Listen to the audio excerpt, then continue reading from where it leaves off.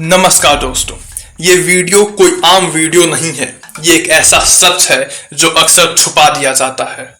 America दुनिया का सबसे बड़ा सुपर पावर, जहां से दुनिया को डेमोक्रेसी का ज्ञान मिलता है, लेकिन अंदर से वही अमेरिका दुनिया का सबसे बड़ा वार बिजनेस का ठेकेदार बन चुका है। क्या आपको पता है 1945 के बाद से अमेरिका ने 80 से ज्यादा कंट्रीज में दखल दिया है। कभी डेमोक्रेसी के नाम पे, कभी टेररिज्म के बहाने से, तो कभी ह्यूमन राइट्स के एक्सक्यूजेस। लेकिन असली मकसद क्या था? पेट्रोल, पैसा, पावर, द 3P गेम। आइए आज हम आपको दिखाएंगे अमेरिका का असली चेहरा, द हिपोक्रेसी ऑफ अमेरिका। सबसे पहले चलिए वियतनाम, जहां अमेरिका ने अपने पीस मिशन के नाम पे 20 लाख लोगों की जान ले ली। जी हां, 20 लाख। जंगल में केमिकल वेपन्स का यूज किया, जिसे एजेंट ऑरेंज कहा गया। आज भी वहां के लोग डिसेबल्ड बच्चों के साथ जी रहे हैं। फिर आई बारी इराक की। 2003 में अमेरिका ने बोला इराक के पास मास डिस्ट्रक्शन वेपन्स हैं, मास डिस्ट्रक्शन वेपन्स। लेकिन पूरा वार खत्म होने के बाद भी कुछ नहीं मिला। बस मिला तो खून, तबाही और लूट। अफगानिस्तान, वो तो याद होगा आपको। 20 साल तक फाइट चलती रही और अंत में तालिबान को ही गद्दी दे दी गई। क्या ये जस्टिस है? दुनिया के हर कॉन्फ्लिक्ट में अमेरिका का रोल होता ही होता है, पर जब बात अपने फायदे की आती है तो वो किसी की नहीं सुनता। दोस्त दुश्मन सबसे बिजनेस के लिए होते हैं। दोस्तों, डेमोक्रेसी की बात करने वाला अमेरिका सबसे ज्यादा डेमोक्रेसी का मर्डर करता है।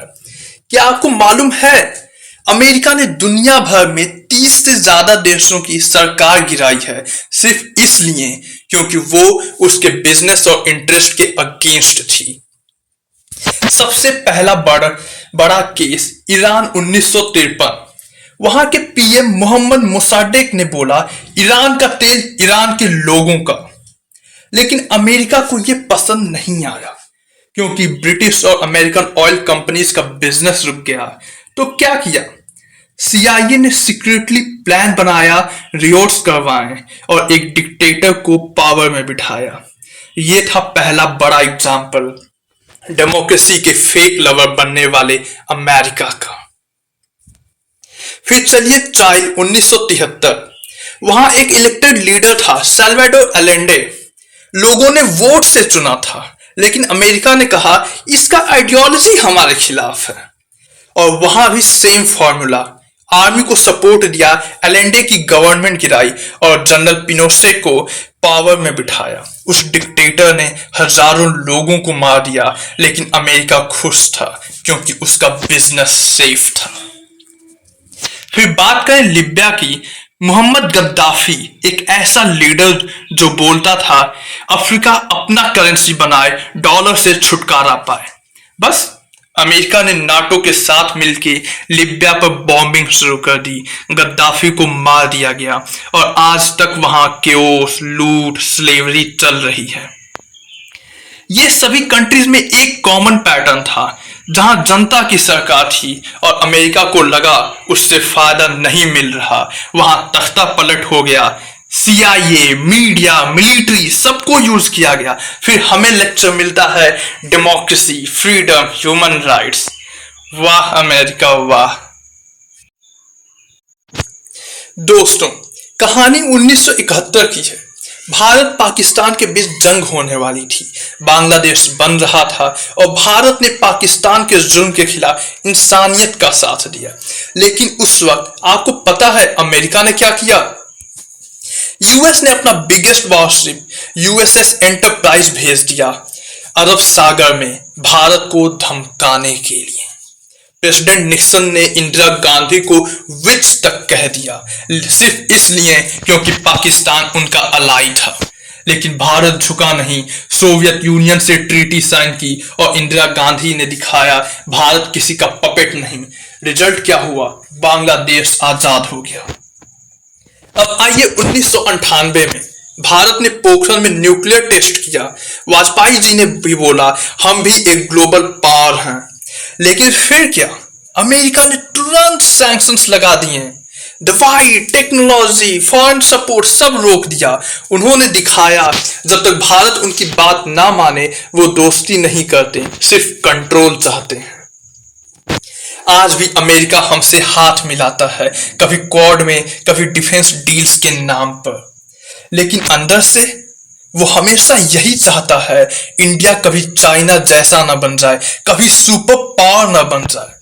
इसलिए को वो कभी इंटरनल रिवॉर्ड्स को हाईलाइट करता है, कभी सीए एनआरसी पे लेक्चर देता है, कभी यूएन में कश्मीर पर बात उठाता है। दोस्ती के नाम पर भारत को स्लो करना चाहता है, लेकिन भारत अब 1971 वाला भारत नहीं रहा। ना तो वो सैंक्शन से डरता है, ना दोस्तों के मुखौटों के पीछे छुपे गद्दारों से। अब भारत कह रहा है जो साथ चले वो दोस्त, जो सिर्फ फायदा चाहे उससे दूर रहना बेहतर है। अब बात करते हैं बांग्लादेश की, एक ऐसे देश की जहां 2024 में सब कुछ बदल गया। शेख हसीना की सरकार गिर गई और नए नेता द पपेट मोहम्मद यूनुस आए। लेकिन इस बदलाव के बाद हिंदू समुदाय पर जो अत्याचार हुआ उसने सबको हिला कर रख दिया। और सबसे बड़ी बात, अमेरिका का इस पर क्या रिएक्शन था, आइए जानते हैं। शेख हसीना के पद छोड़ने के तुरंत बाद बांग्लादेश में हिंदुओं पर हमले शुरू हो गए। सिर्फ 16 दिनों में 2010 घटनाएं दर्ज की गईं, जिसमें 69 मंदिर तोड़ दिए गए, 157 परिवारों के घर और व्यापारिक स्थलों को लूट कर जला दिया गया। कई हिंदू नेताओं को राष्ट्रद्रोह के आरोप में गिरफ्तार किया गया।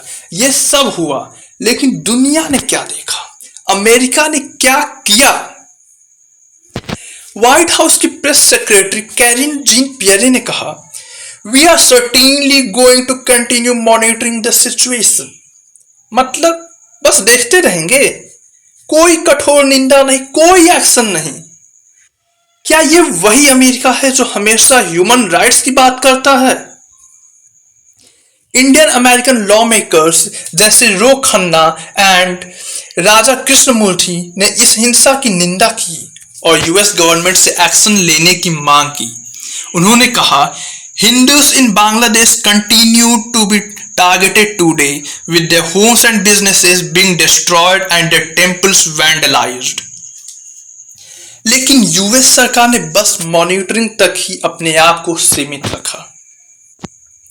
बांग्लादेश के हिंदू समुदाय ने कहा, we seek protection because our lives are in a disaster state, we are staying up at night guarding our homes and temples.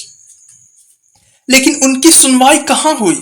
America जो हमेशा डेमोक्रेसी और ह्यूमन राइट्स की बात करता है, यहां चुप रहा। जब इराक में ऑयल था तो अमेरिका ने तुरंत एक्शन लिया। जब लिबिया में गद्दाफी ने डॉलर को चैलेंज किया तो नाटो के साथ मिलकर बॉम्बिंग शुरू कर दी। लेकिन जब बांग्लादेश में हिंदुओं पर हमले हुए तो बस मॉनिटरिंग। क्या ये डबल स्टैंडर्ड्स नहीं है?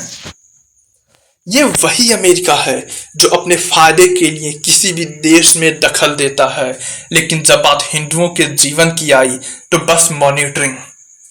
क्या ये इंसाफ है? दोस्तों, अब बात करते हैं एक और ऐसे इश्यू की जो दुनिया को दो टुकड़ों में बांट चुका है, रसिया वर्सेस यूक्रेन। एक तरफ पुतिन का रसिया, दूसरी तरफ नाटो का सपोर्ट मिलता है यूक्रेन को, और बीच में हमेशा की तरह अमेरिका। लड़ाई रसिया और यूक्रेन की थी, लेकिन मिसाइल्स, ड्रोन्स, टैंक्स यूएसए ने दिए। अमेरिका ने बिलियंस ऑफ डॉलर्स भेजे वेपन्स में। न्यूज चिल्ला चिल्ला के बोला गया, वी स्टैंड विद यूक्रेन। लेकिन सवाल ये उठता है, क्या अमेरिका सिर्फ सपोर्ट कर रहा था, या फिर ये एक और प्रॉक्सी वॉर थी जहां असली मकसद था रसिया को अंदर से तोड़ना और यूरोप में अपनी मोनोपोली बनाना? क्या आप जानते हैं, नाटो ने पिछले 25 सालों में धीरे धीरे रसिया के आसपास 14 नए देश को ऐड किया गया। तो जब रसिया ने रिएक्शन दिया, अमेरिका ने कहा अनप्रोवोक्ड एग्रेशन। अनप्रोवोक्ड? आप अगर किसी के घर के गेट तक टैंक्स ले जाओगे तो जवाब तो मिलेगा ना। जो बाइडेन बोलते हैं वी सपोर्ट डेमोक्रेसी, लेकिन दोस्तों असली मकसद था रसिया को फाइनेंशियली और पॉलिटिकली आइसोलेट करना। और इस बीच में कॉमन यूक्रेन सिटीजन्स का क्या? उनके घर उजड़े, बच्चे मरते रहे और सुपर पावर्स अपने वेपन्स टेस्ट करते रहे। क्या ये डेमोक्रेसी है या ये भी एक बिजनेस मॉडल है जहां मौत बिकती है और हेडलाइंस बनती हैं? दोस्तों अब बात करते हैं एक और सबसे बड़े ढोंग की, the so called human rights की। अमेरिका दुनिया भर में घूम घूम के कहता है हम ह्यूमन राइट्स के रखवाले हैं, लेकिन जब उनके दोस्त देश सऊदी अरेबिया में जर्नलिस्ट जमाल खशोगी को एम्बेसी के अंदर काट दिया जाता है तो व्हाइट हाउस से सिर्फ 2 शब्द आते हैं, नो कमेंट्स। क्या इंसानियत सिर्फ दिखावे का जरिया है? पैसे मिलते हैं तो मौत भी माफ। डेमोक्रेसी छोड़िए, डिक्टेटरशिप भी एक्सेप्टेबल है। अब भारत पे आ जाते हैं। ये वही भारत है जो दुनिया का सबसे बड़ा डेमोक्रेसी है, लेकिन जब हम अपने सिंबल्स, कल्चर और आइडेंटिटी के लिए खड़े होते हैं तो New York times, BBC, Washington post जैसे मीडिया हाउसेस हेडलाइंस बनाते हैं, India turning fascist, Hindu nationalism on the rise. भाई साहब, जब अमेरिका में कोई अपना झंडा लेके घूमता है तो कहते हो प्राइड एंड पैट्रियटिज्म, लेकिन यही काम भारत में कोई करे तो तुम लिखते हो इंटॉलरेंस एंड एक्सट्रीमिज्म। क्या ये डबल स्टैंडर्ड्स नहीं है? और दोस्तों सबसे बड़ी बात ये है, ये सारी फेक नैरेटिव्स यूएन एनजीओस के जरिए चलाए जाते हैं जो फंडिंग लेते हैं सेम उन्हीं वेस्टर्न इंस्टीट्यूशन से। यानी एक तरफ से दोस्ती का हाथ तो बढ़ाते हैं और दूसरी तरफ से मीडिया के जरिए भारत की इमेज बिगाड़ने की साजिश भी करते हैं। क्या आपको ये एक्सेप्टेबल लगता है? दोस्तों जब दुनिया भारत को सिर्फ एक डेवलपिंग कंट्री कह के इग्नोर करती थी तब भी भारत चुपचाप काम कर रहा था, और आज भारत उठ रहा है खुद के दम पर। इसरो जिसने चांद पे अपना झंडा लगाया, छोटी सी बजट में नासा से भी आगे निकल गया। चंद्रयान 3 दुनिया ने देखा एक डेवलपिंग नेशन ने स्पेस में कैसे इतिहास लिख दिया। और सिर्फ स्पेस नहीं, आर्मी में भी आज हम अपने हथियार, अपने ड्रोन्स, अपने मिसाइल खुद बना रहे हैं। अग्निवीर जैसे युद्ध प्रोग्राम से एक नया भारत खड़ा हो रहा है। पहले जो टैंक, गन्स और रडार्स हम बाहर से खरीदा करते थे, अब हम वही भारत में बना रहे हैं। यानी अब भारत से बाजार नहीं रहा, निर्माता बन गया है। आईटी सेक्टर, स्टार्टअप्स, फिनटेक और डिफेंस, हर फील्ड में भारत आगे बढ़ रहा है। दुनिया को पहले लगता था कि भारत सिर्फ सपोर्टिंग रोल में ही चलेगा, लेकिन अब भारत बोल रहा है मैं स्क्रिप्ट लिखूंगा, डायरेक्टर भी मैं हूं और हीरो भी मैं ही हूं। ये बदला हुआ भारत है जो झुकता नहीं है, जो सवाल पूछता है और अब किसी के नैरेटिव में नहीं आता। आज दुनिया भारत को देख रही है, लेकिन एक नए नजरिए से। पहले भारत पे सवाल उठते थे, ह्यूमन राइट्स का क्या, फ्रीडम ऑफ स्पीच है या नहीं, माइनॉरिटी सेफ है या नहीं। लेकिन आज भारत पूछ रहा है इराक में बॉम्ब्स किसने गिराए, लिबिया को तबाह किसने किया, फिलिस्तीन में खून बहाया किसने।